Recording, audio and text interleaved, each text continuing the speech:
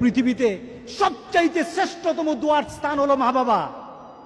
ওই মা বাবা যদি হাত পাতে আরশ পর্যন্ত পৌঁছে যায়, ওই মা বাবা যদি বদদুয়া করে, পৃথিবীর সব তীর সব টার্গেট মিস হতে পারে, কিন্তু মা বাবার বদদুয়া কখনো মিস হয় না, কখনো মিস হয় না।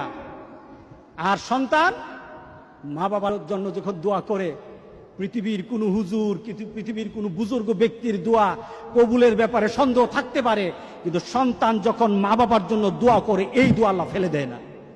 সুবহানাল্লাহ। কারণ মা বাবার এই দোয়াটা শিখিয়ে দিয়েছেন আল্লাহ সুবহানাহু ওয়া তাআলা, রব্বির হামহুমা কামা রব্বায়ানি সগীরা।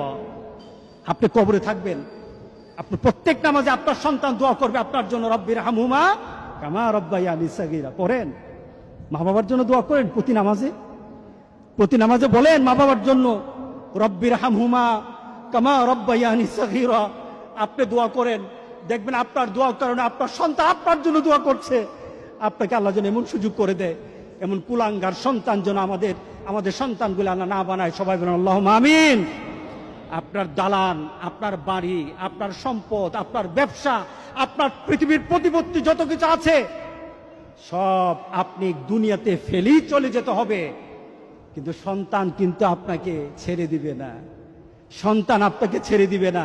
ভালো সন্তান রেখে যাবেন, কবরে শুয়ে শুয়ে আপনার সন্তানের দোয়া পাবেন।